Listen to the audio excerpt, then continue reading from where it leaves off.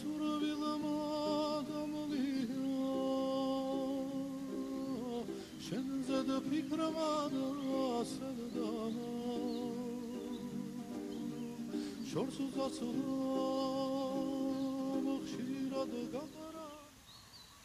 listeners, and welcome back to Sandman Stories Presents, a folklore podcast where I read you to sleep or until the next story. I'm your host, Dustin.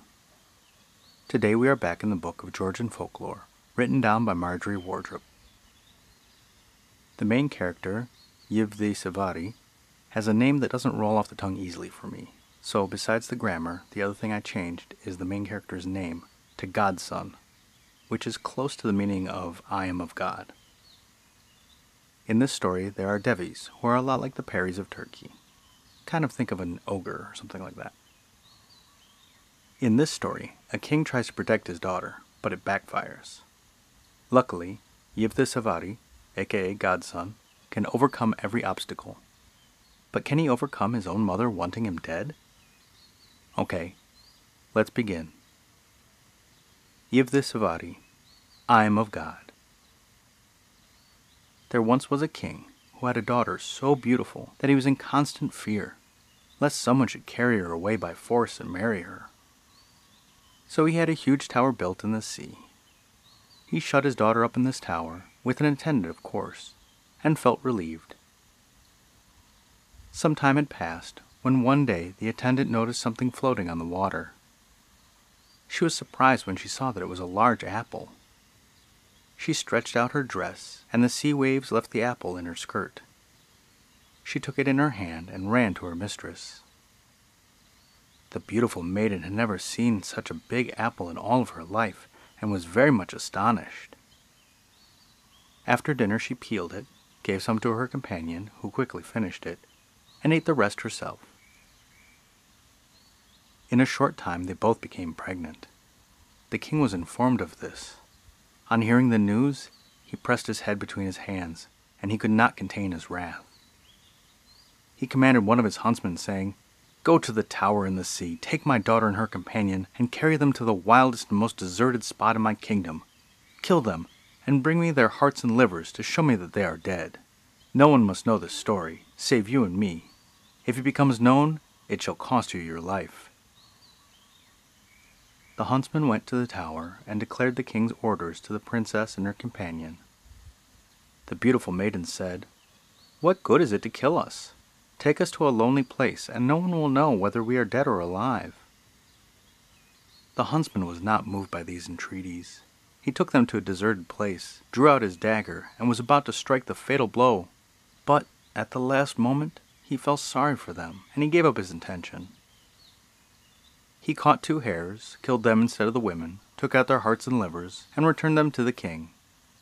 The king believed them to be the hearts and livers of the princess and her attendant, and he gave the huntsman gifts and sent him away.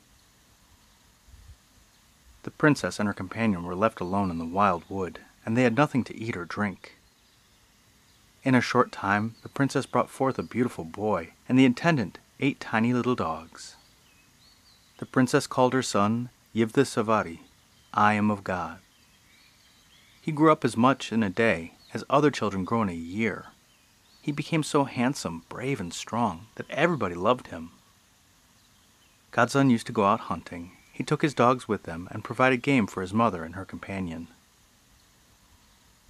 Once he went to town to a smith and asked him to make bows and arrows. The smith made a bow and arrows from 9 litras of iron, around 80 pounds. Godson bent it. Then the smith added more iron and made the bow again.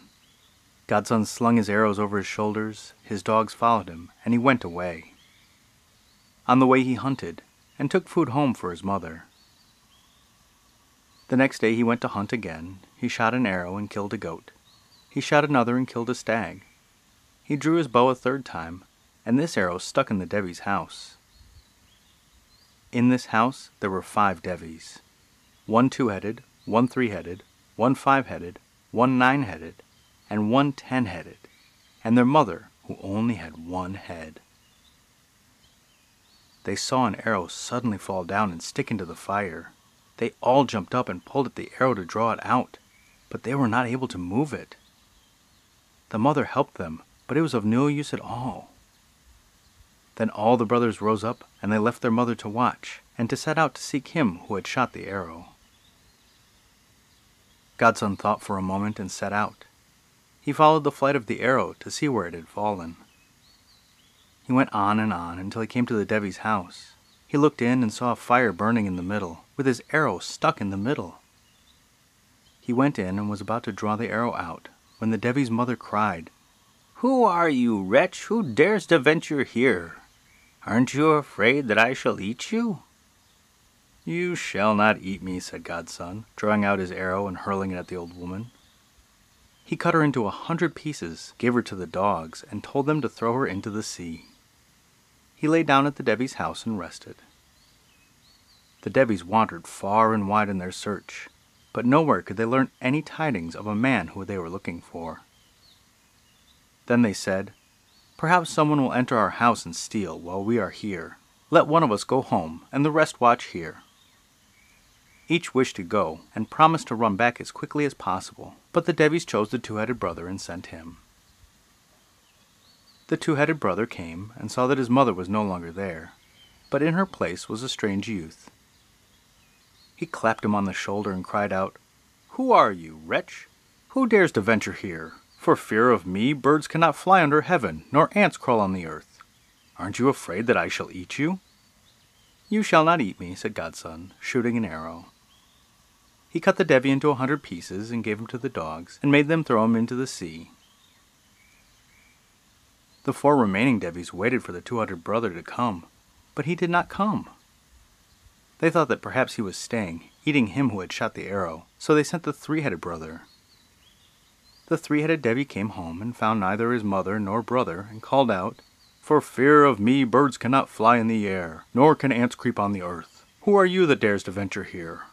Aren't you afraid that I shall eat you?" "You shall not eat me," said Godson, casting an arrow.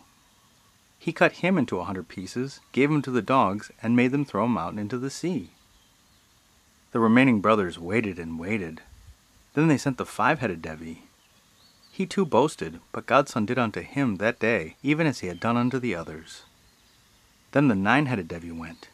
The same thing befell him as his brothers. The 10-headed devi was now the only one left. He thought to himself, "My brothers are probably eating, and will not leave anything for me." He rose and went too. He went in and saw that his mother and brothers were not there. Instead, there was a strange youth lying down resting. The devi called out, "For fear of me, the birds in heaven dare not fly. On earth the ants dare not crawl. Who are you who dares to venture here? Aren't you afraid that I shall eat you?" "You shall not eat me," said Godson, throwing an arrow and killing him. He drew off his sword and cut off his heads, and gave them to the dogs to throw into the sea. Godson was left master of the field. Then he said to himself, "I will go and bring my mother and her companion here, and I should live here as I like." He went forth and brought them, and settled in the house, and prepared for the chase. From the sea there staggered forth the last 10-headed devi, who hid under a tree. When Godson had cut off his heads, in his haste he had left the 10th one on. Now it was in this head that the soul was placed, so the devi came out onto the shore full of wrath. The next day Godson again went out hunting. His mother, wishing to see the surroundings, went out into the house into the garden. As she walked about, the devi suddenly appeared at the foot of a tree. The devi pleaded, saying, "Do not give me up. Do not tell your son that I am hidden here." Godson's mother promised, and when Godson went out to the chase, his mother always took food and drink to the devi, and at last she loved him.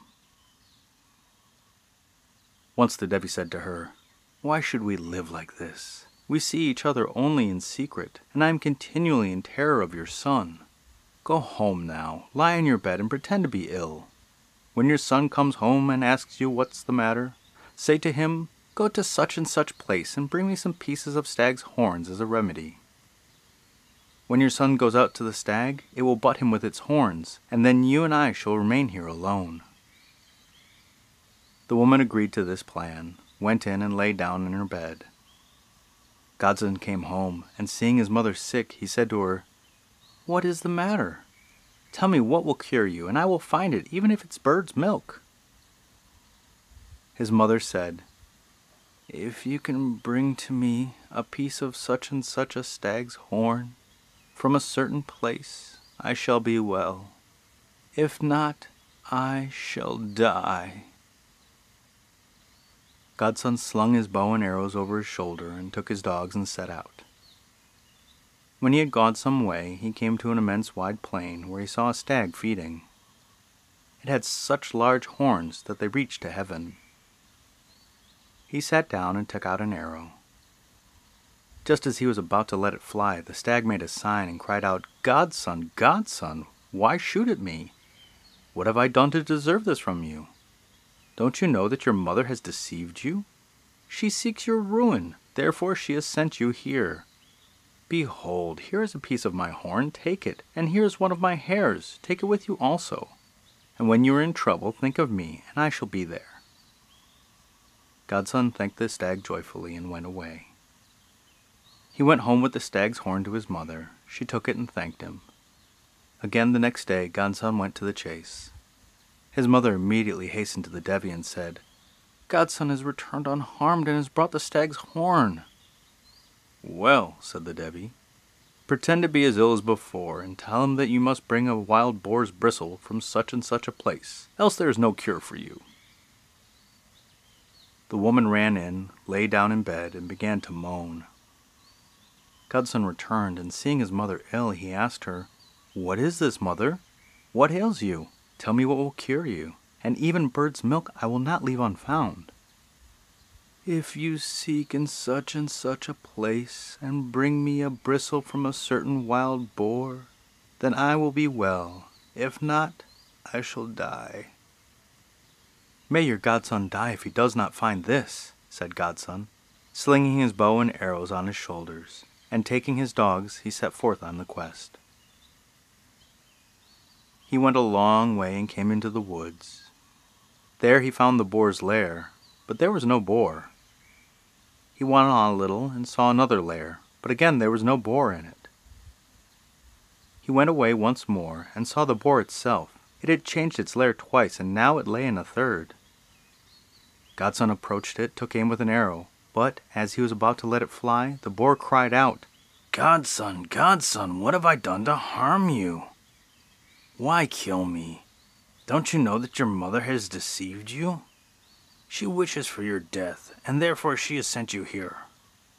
But since you would like a bristle, pull out as many as you wish and take them with you." Godson came up, took a bristle, and was going away when the boar took out a hair and gave it to him and said, "Here is a hair for you. When you are in trouble, remember me, and I shall come to you." Godson took the hair, thanked the boar, and went away. He came home, gave his mother the bristle, and again hastened out to the chase. His mother ran immediately to the devi and complainingly said, "Godson has returned unharmed, and he has brought me the boar's bristle." The devi replied, "Then go again, pretend to be ill, and say to Godson, 'If you will go to a certain place where a certain griffin, known as the Fazkodunzi, lives, and bring me the flesh of its young, I shall be well. If not, I shall die.' You know he cannot do that, and you and I shall stay here together." The woman rejoiced, ran quickly back to bed, and began to moan. Godson came in, saw his mother in bed, and asked the cause. His mother replied as the devi had commanded. Godson answered, "Then may Godson die if he does not find what you wish for." And he went away. He went on, and at last came to a plain, where stood a very big tree, whose top stretched to heaven. On a branch there was a nest, from which the fledglings peeped out. Then from far away in the sky there appeared a huge, strange bird, something like an eagle. It swooped down and was just about to seize the young birds, and Godson drew his bow and killed it. Just then appeared the griffin, mother of the young ones. She thought Godson was her enemy and was about to seize him, but her fledglings cried out that he had killed the bird that would have drunk their blood, and had saved them. Although the griffin did not bring up more than 3 birds in a year, yet she was in constant terror until they had learned to fly, because the same bird used to seize them and eat them. When she learned that Godson had killed their cruel enemy, she came to him and said, "Tell me what you wish for. You come here, and I will immediately satisfy your desire." Godson said, "I have a mother who is ill. Unless I take her the young griffin's flesh, she will die." The griffin said in reply, "Your mother deceives you, and is not ill at all. She seeks your death. Here are my fledglings if you want them, but do not kill them. Take them with you alive." She pulled out a feather and gave it to him, saying, "Take this with you, and when you are in trouble, think of me, and I shall be there." Godson thanked her heartily, took away a fledgling, and went home. He came in, gave the young griffin to his mother, who said, "Now, my child, I am quite well, and shall want nothing else," and she sent him away. Godson went out hunting. The devil went out hastily to the devil and complained, "Godson has brought me the fledgling, and he himself has returned alive." The devi was angry, but he calmed down and said, "When Godson comes in, tell him he must be bathed, and when he sits down in the tub, put a cover over him and call for me. I will come and hammer down the lid and throw him into the sea." The woman rejoiced at the plan, went in and heated the water. When Godson came in, his mother said, "Come, child, I will bathe you. It has been some time since you were bathed." Godson did not like this, but at last he consented. He sat down in the tub, his mother shut the lid, and called in the devi. The devi ran in and hammered down the lid. Then he lifted the tub up and rolled it into the sea. Godson's dogs saw this. They went to the edge of the water and barked. They barked until the very stones might have been moved with their pity. Then they said, "Let us go and seek our friends. They may perchance help us." 4 remained, and 4 went to seek his friends. They came to the stag, then the boar, then the griffin. These all arose and immediately went to the water's edge. They thought and planned, and at last decided what to do. They said to the griffin, "Fly up high, and strike and cleave the water with your wings. The tub will appear. The stag will throw it onto the shore with his horns. Then the boar will strike it with his tusk. The tub will break open, and Godson will come forth." So they all did as they were told. The griffin flew up high in the air, beat with its wings as hard as it could, and it cleft the sea into 3. The tub was seen, and the stag did not let it fall, but threw it with its horns and let it down on the shore. Then the boar struck it, crying out, "Godson, lie down in the bottom." He struck it with his tusk and broke the tub, and Godson came forth unharmed. After this the friends went away, each to his own home. Godson remained thinking. Just then, a ragged swineherd came along. Godson said to the swineherd, "Come, give me your clothes. I will put them on." The swineherd was afraid and thought, "This stranger will take my coat and not give me his," and he ran away. Godson pursued him, took off his clothes, and put them on himself. He gave the man his coat, and left him with his dogs, and went away. He came home as if he were a beggar, and asked alms of his mother. When the devi saw him, he looked at him ferociously, and said, "Go back to the place where you came from, lest I do to you as you deserve." Just then Godson saw his bow and arrow in the corner, and cried out, "We shall see who goes. I am Godson." Saying this, he drew his bow, shot first the devi and then his mother, killing them both. Then he went to the companion, scolded her for not warning him, and killed her too. He went away, brought his dogs, and returned to the house to rest. There came then, no one knows from where, a certain youth. He saw his father and mother and their servant were all killed, and asked Godson to a fight. He was Godson's mother by the devi. Godson did not know this, and came to the combat.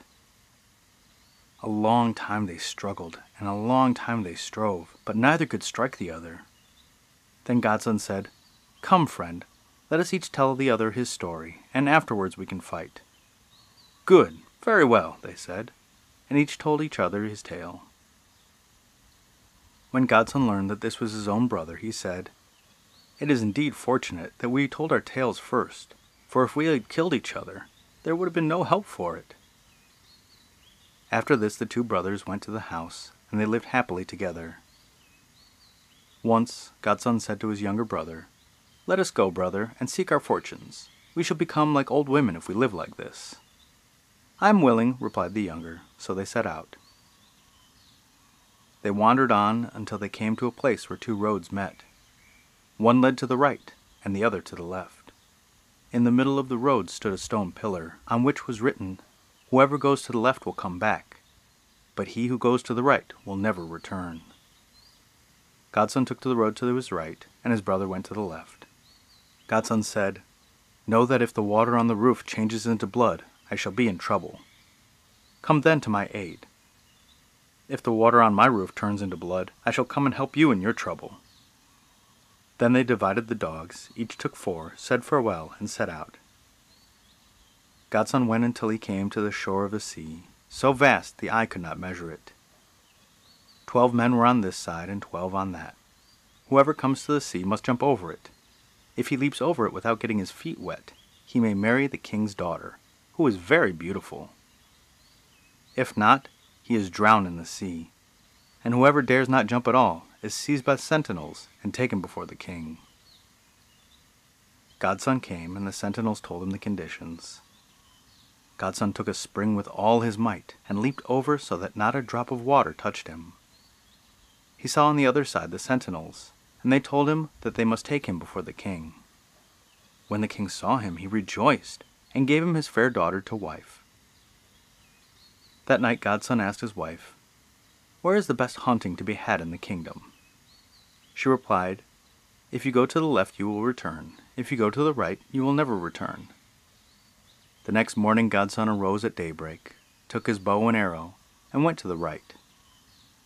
He shot an arrow and killed a hare, tied its feet, and left it. He shot another arrow and killed a stag. He bound its feet together and left it too.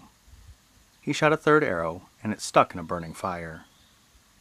He went on and on until he reached this fire. Then he killed a stag, put it on the fire, and sat down at the side.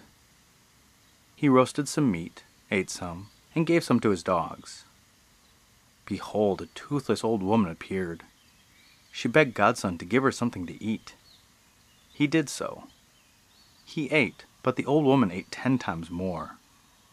For every mouthful Godson took, she took a basketful. Godson looked on in amazement.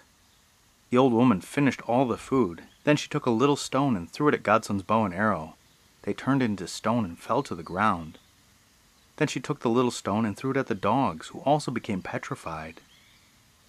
She took them one by one into her hand and swallowed them. Godson was stupefied. He seized his bow and arrow to kill the woman, but he could not move it. It fell down to the earth. Then the old woman turned her stone towards Godson, who lost his strength and became corpse-like.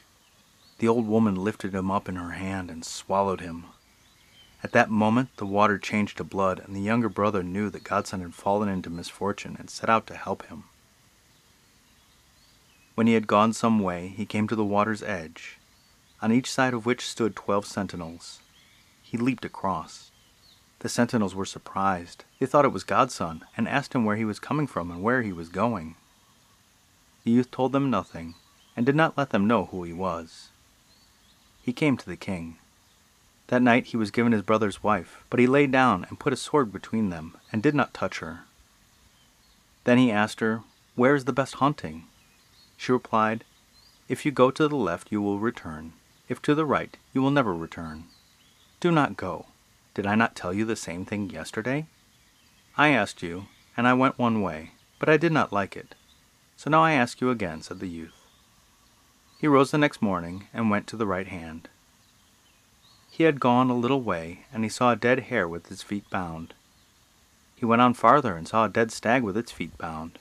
He said to himself, "My brother must have come this way. This is some of the game he has killed." He went on again and saw the fire burning. Beside it lay Godson's bow and arrow, and he said to himself, "Here my brother has met his fate." Then he killed some game and roasted it on the fire. There appeared, from who knows where, the same old woman. She sat down and waited for her share of the roast meat. In eating, the old woman's behavior was the same as before. When she had finished the food, she was still hungry.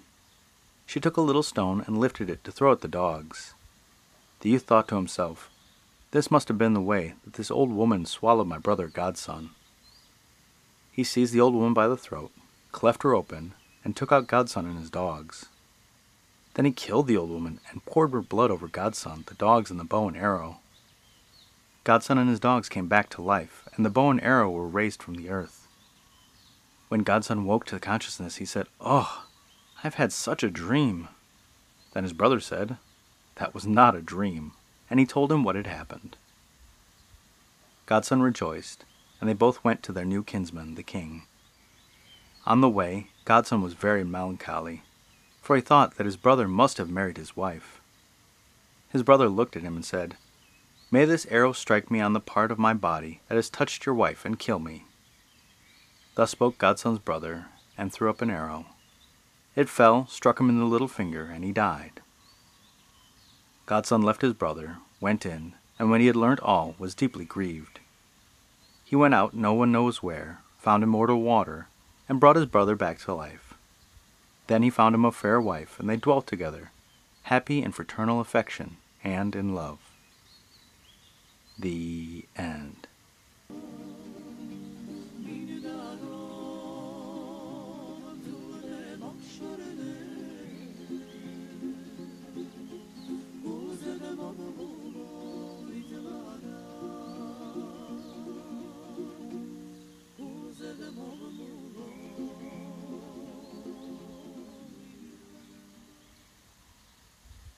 Ooh, another epic from Georgia.